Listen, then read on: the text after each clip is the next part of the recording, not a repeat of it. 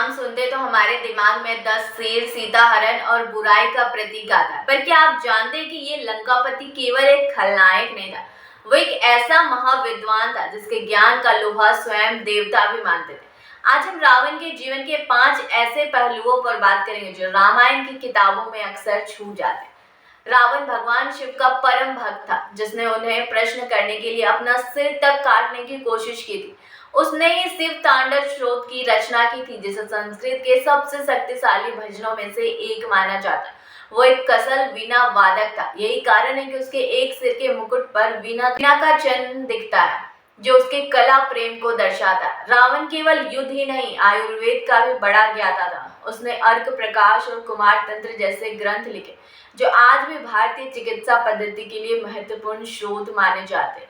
वो एक महान ज्योतिष भी था। कहते हैं कि उसने अपने पुत्र मेघनाद को अजय बनाने के लिए 9 ग्रहों को भी अपने वश में कर लिया था। रावण के 10 सिर केवल शारीरिक नहीं थे, बल्कि वे 6 शास्त्र और 4 वेदों के उसके गहन ज्ञान का प्रतीक थे। यानी वो 10 लोगों जितनी बुद्धि खुद रखता था। कहानियों में ये भी कहा जाता है कि उसने अपने तप से 10 बार अपने सिर की बलि देने की कोशिश की थी, जिससे उन्हें 10 सिरों का वरदान मिला। उसके पुत्र का नाम इंद्रजीत इसलिए पड़ा क्योंकि उसने स्वर्ग के राजा इंद्र को युद्ध में पराजित कर बंदी बना लिया था।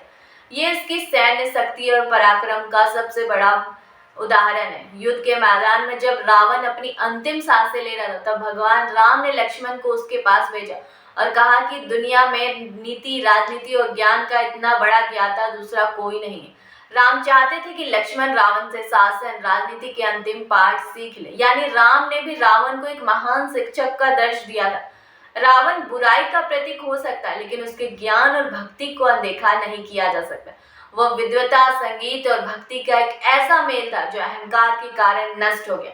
आपको रावण का कौन सा पहलू सबसे ज्यादा हैरान करता है? कमेंट करके जरूर बताइए।